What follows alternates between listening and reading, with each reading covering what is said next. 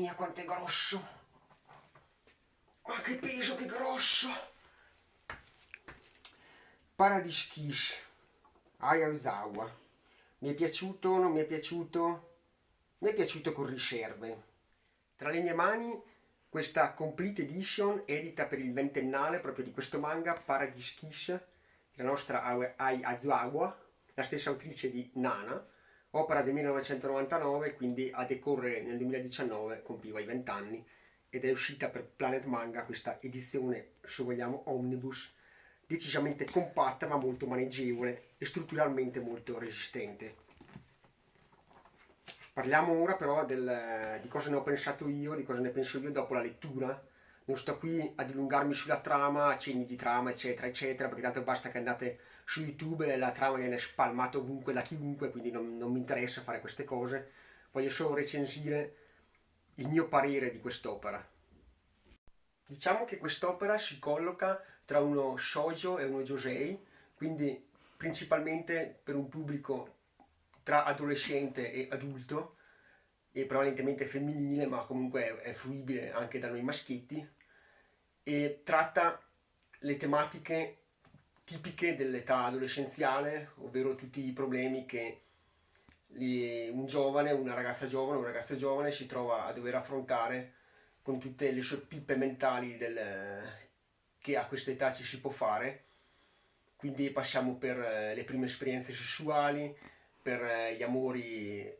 non corrisposti, per il divario, le varie problematiche che possono sorgere con i genitori, quindi il relazionare con i genitori stessi che a volte comporta molto attrito e comporta non essere compresi fino in fondo. Infatti la nostra protagonista inizialmente non viene accettata dalla madre per le sue idee innovative che lei propone, ma vuole riuscire a portarla da bravo genitore sulla retta via e portarla a fare ciò che lei vuole, ma non che quello che realmente la figlia vuole e si sente di dover realizzare. Infatti la nostra Yukari, la protagonista della storia, all'inizio dell'opera la vediamo che cerca sempre di compiacere la madre, di realizzare ciò che la madre in effetti vuole per la figlia, ovvero essere una delle migliori a scuola. Nonostante tutto però non ci riesce perché non è come il fratello minore che è molto bravo, lei comunque ha sempre delle difficoltà nel raggiungere gli obiettivi scolastici, ma comunque si impegna tanto e vuole sempre portarsi ad un livello consono per la madre. Il punto di svolta però avviene quando la nostra protagonista, Yukari, incontra per la prima volta i ragazzi della Paradise Kiss, questa, questa atelier di moda, questa taverna dove appunto questi giovani ragazzi talentuosi cercano di cucire dei vestiti per portarli poi in un futuro sotto il marchio di Paradise Kiss nelle passerelle di alta moda. I personaggi sono tutti ben caratterizzati, in particolare ognuno di essi ha delle proprie aspettative di vita, dei propri sogni, dei propri desideri che cerca di coltivare col tempo e migliorare nel tempo. E soprattutto troviamo Joji, un altro ragazzo del gruppo Paradise Kiss, che ha un carattere molto forte, deciso, ma allo stesso tempo è ribelle, nonostante sia un figlio di papà che può avere tutto, ma lui decide sempre di andare per la sua strada e di intraprendere la via della moda. Ben riuscita anche la crescita dei nostri protagonisti, sia quelli primari che quelli secondari, anche se in realtà qua si può dire che sono tutti personaggi primari e quindi facenti parte complementare della storia. In quest'opera troviamo una Aizawa in perfetta forma. Secondo me qua raggiunge l'apice per quanto riguarda il suo stile di disegno, uno stile sempre allungato come in Nana, come praticamente tutte le sue opere, ma questa è una delle sue caratteristiche che la rendono diversa forse dagli altri stili. Ma qui troviamo in particolare un dettaglio morboso per gli accessori e per gli elementi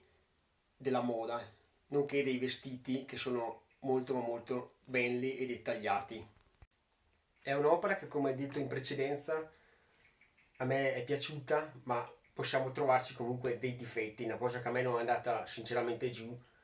è la mole mostruosa di dialogo. Come potete vedere da queste tavole, in alcuni punti è veramente fitto e intenso. Ed alcuni discorsi fatti dai vari protagonisti l'ho ritenuti alquanto inutili e superflui, nonostante però facciano comunque parte dei loro pensieri e quindi forse questa affermazione è discutibile. Ma devo dire che se uno è abituato a questo tipo di letture di fine anni 90, magari al dialogo non ci fa poi neanche tanto caso e apprezza l'opera per quel che è. Ma io che non sono molto avvezzo a dialoghi, a questa massa di dialogo, ho fatto piuttosto fatica, in alcune parti l'ho trovato molto stucchevole, legnoso e anche piuttosto noioso, non che non sia bello, però diciamo ho fatto fatica a terminarlo. Nonostante la trama sia piuttosto lineare, io l'ho trovata molto piacevole, anche se, come detto, molto lenta, e nonostante i fatti narrati non siano molti, anzi devo dire molto scarno come avvenimenti, però comunque stiamo parlando di un shoujo, non è un manga di azione, un action, un fantasy, dove magari a fare da padrona sono altri elementi, ma qui l'elemento cardine, l'elemento principe sono i sentimenti di questi protagonisti con i loro pensieri, le loro preoccupazioni, le loro gioie, i loro dolori, insomma un po' quei classici manga che vanno letti, ma non vi aspettate di trovare chissà cosa. E anche per quanto riguarda il finale, è un finale che era molto molto prevedibile, sin dai primi capitoli si poteva già intuire se uno ha già un po' di esperienza con questo tipo di letture come e dove andasse a parare. In definitiva è un'opera che io consiglio, tenendo però presente i punti detti in precedenza, che stiamo comunque parlando di un'opera degli anni 90, secondo me invecchiata decisamente bene, nonostante la mole appunto di dialogo, ma è consigliata se volete magari approcciarvi a questa autrice, a questa mangaka, a Yazawa, e prima magari di affrontare un manga molto più lungo come può essere Nana, io consiglio di partire da questo perché Nana, nonostante sia un'opera molto più profonda e sentita, anche se inconclusa, questo qua diciamo che nel suo genere è un mezzo capolavoro. Per quanto riguarda la lunghezza dell'opera, io l'ho trovata con i giusti tempi, non avrei voluto un'opera né più lunga né più corta, perché secondo me il trascorrere del tempo e degli avvenimenti avviene in modo lineare e con le giuste tempistiche. Considerando poi anche il finale ci sta, non è nulla di eclatante, però è godibile e non poteva finire in altra maniera, perché comunque questo tipo di opere sono così, è il genere stesso che lo richiede.